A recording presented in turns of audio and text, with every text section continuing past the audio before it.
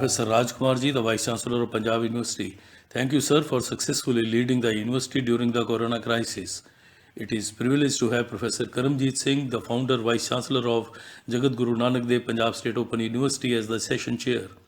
It is indeed an honor to have Professor Sina, the Dean Research Punjab University, as the guest of honor.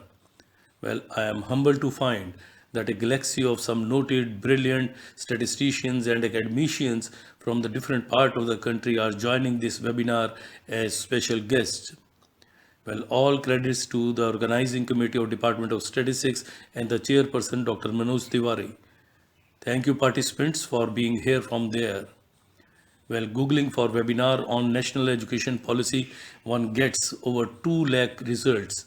And I'm sure most of us have already participated in few such events. Hope this forum will also give us some new thoughts. Before on to the topic, I pay my respects to two most beautiful buildings on the Punjab University campus, Department of Statistics and the University School of Open Learning, where I have spent more than 4 decades. Well, stakeholders in the backdrop of their orientation, beliefs and perception take their take on the policy. To some, the policy is a reflection of Swami Vivekananda's thoughts.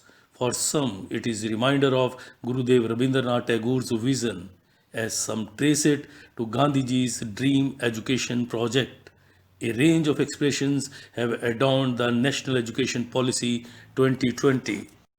For instance, policy is seen as India going international as an impactful, inclusive, integrative system thrusting on content, talent, relevant and patents. Then its academic bank of credit is seen as a game changer. It is seen as a roadmap for entrepreneurship. For some, it is an optimum utilization of resources. Some see it as bridging divide between ancient and modern. For some, it is a crusade against unemployment. And it is booster dose of technology. It is energizing quality in higher education. Values are at its core. It is industry academia interface driven. It is a system with choices and multiple exit. It is need of the hour. It is overhauling the education system. It is key to competitive world. It is toward change in legal education. It is a password to multilingualism. It is engineering online and digital education. It is future of digital India. It is a milestone in human excellence. It is the one where learning is certified at every level. It is a felicitous policy. It is skilling to self-reliant.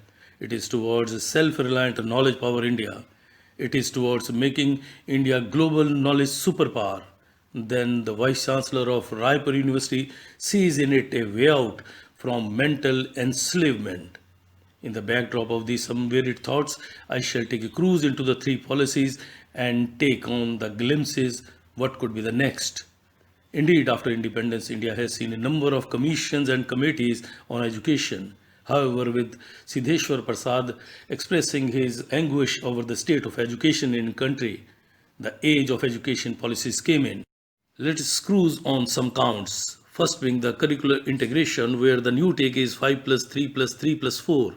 In this context, the 1968 policy expressed to end dichotomy between work and education and talked about linking work of knowledge with the world of work. And the 1986 focused on population education, mathematics teaching and science education. And stressing on flexibility and rapid changing world, the 2020 policy focuses on a range of skills as also on human and constitutional values. Besides talking about some contemporary subjects, it gave a new concept of a fun year-long course to give a feel of vocational crafts. It is also talking about basic training in health. Next, a glance at reaching out. In 1968 policy, the reference is given to Article 45 and it called for free and compulsory education up to 14 years of age. And the same was reasserted in the 1986 policy, whereas the 2020 policy calls for a review on RTE Act. It gives attention on underprivileged and disadvantaged sections and talks about education for age 3 onwards until grade 12. Then about language. Well, the 1968 laid focus on three language formula and the 1986 reiterated the same while adding the word purposefully, and the 2020 policy, while continuing on three-language formula, it strives to promote multilingualism and it encourages teachers to go for bilingual approach in the light of importance of home language, mother tongue, and local language. A take on GDP. Well, the focus had been on 6% right from 1968. And interestingly, the 1986 policy noted that the attempts did not reach even close to the recommended level, and 6% was again recommended in the 1992 review. Add on here is a reference to the 2007 plan, which committed to make credible progress towards 6% target. In the 2020, again the take is 6%, but to be reached at the earliest and then on to 20%. Let's remind ourselves that the 11th plan was termed as India's educational plan and it placed highest priority on the education. Then what about the status of the teachers? Well, the 1968 policy called for upgrading the remunerations of teachers substantially, and the 1986 stated that teachers should have freedom to innovate, and teachers' association must play a significant role in upholding the professional integrity and enhancing the dignity of the teachers. Well, after 7 decades of independence, having two education policies and having 11th plan as India's education plan, the status of teachers in the 2020 policy has been termed as undoubtedly and unfortunately dropped. In turn, the 2020 policy has given a huge thrust on strengthening and enriching the teachers. Let's have a look on the targets. A couple of targets could be marked in 1986 policies, such as 5 years of schooling by 1990 or its equivalent through non-formal stream, and by 1995 free and compulsory education for all up to 14 years of age. Then there were targets on vocational courses. Later there were targets on literacy rate and adult literacy. In contrast, in the 2020 policy, we have about a dozen targets on the timeline, starting with one by 2020 end and last one being with respect to the decade of 2030 and 40, when the entire policy will be in an operational mode. Then about institutes and universities. Well, banking on the success of 1962 experiment of Delhi University with correspondence education, the 1968 policy talked about part-time education and correspondence courses. Then backed by the success of Andhra Pradesh Open University of 1982, the 1986 policy gave a call for open university and distance learning. It referred to IGNOU and the applications of media and education technology. Whereas the 2020 policy calls on multidisciplinary colleges and universities. Beside evolving RUs, TUs, ACs, the 2020 policy envisions MERUs. Interestingly, the 2020 policy makes no reference to open universities. In turn, the national education policy stems on the application of ODL and online. For instance, it refers to open and distance learning in early childhood care and education, in curtailing dropouts, and it goes on to the extent of inviting all types of institutions to run ODL and online programs, of course subject to some riders. On online, particular references have been made with respect to multilingualism, support for gifted students or the one with special talents, and also for the continuous development of the teachers and so on. So given this thrust on application of ODL and online, what is next? For making an attempt to foresee, let's take a quick look into the ABCDE of evolving education system. Well, our system started with A Guru, then we had books, we had classroom education, and the limitations of classroom paved the way for distance education, and with the interface of technology, we have E-education. Interestingly, all endeavors aim at making a learner-centric system. In that sequence, the ICT-driven 21st century has seen the emergence of content management systems and virtual universities. Responding to the need of changing complexion of learner's body, seeking autonomy and increasing concern for open, flexible, accessible, and inclusive education, three new terms: open courseware, open education resources, and massive open online courses have emerged. In the backdrop of the growth of popularity of MOOCs, the SWAM emerged on the Indian scenario, and this SWAM has in fact brought revolution in the education system of India. At the first instance, SWAM could be seen as an OER, OCW, or as a MOOC. Then the SWAM has brought the otherwise divided faculty of formal and distance education onto one platform.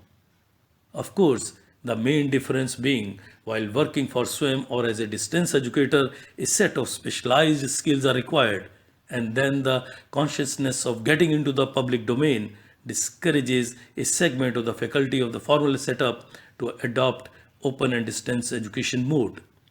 Nonetheless, with the four components, the SWAM has made the faculty of open and distance education and the formal system to perform the same role while re-shattering the myth that for learning, one has to be there in the close proximity of the teacher in a classroom or the like. The corona crisis has in fact given the educationist world over a feel of the upcoming education system. At the first instance, the corona bounded all activities, but it also unbounded a new world order. After an early stage of lockdown, the academic world got surcharged into virtual mode, where seminars became webinar and classroom became virtual classroom. While a section of the faculty continued their tryst with the SWAM, faculty in the distance education and in the formal system had their own online experiences. After some initial hesitation on online classes, the effectiveness and convenience of online classes has changed the mindset of a segment of the teachers and the learners. Nonetheless, this little experience of going online will go a long way in realizing the true spirit of National Education Policy 2020. Well, given the growing concern for flexibility, innovations, and autonomy, the terms which have been used about 2 dozen times, I feel that SWAM in near future will impel some innovative minds to go even out of the norms to be conformed therein. And we can imagine a system without SWAM, when individuals by themselves will become institutes more on the lines of Gurukuls, now the online Gurukuls, where gurus will have their own syllabus, style, and certification. And glimpses could be seen in the emergence of some unsung new online Gurukuls and the gurus. Surely the scene would be brightened when more and more acclaimed academicians with their expertise will venture into their own online Gurukuls. Best part is, with such online Gurukuls, learners can learn from best in the world with liberty in terms of their pace and place, and the teachers can reach out to the worst in the world while remaining at their own place. Then there is debate on the issue of content and certificates. Well, the age is already on when content in the brain is competing well with the certificates in hands. So, in the near future, individuals will have choice to enrich themselves through online Gurukul or through some formal institute.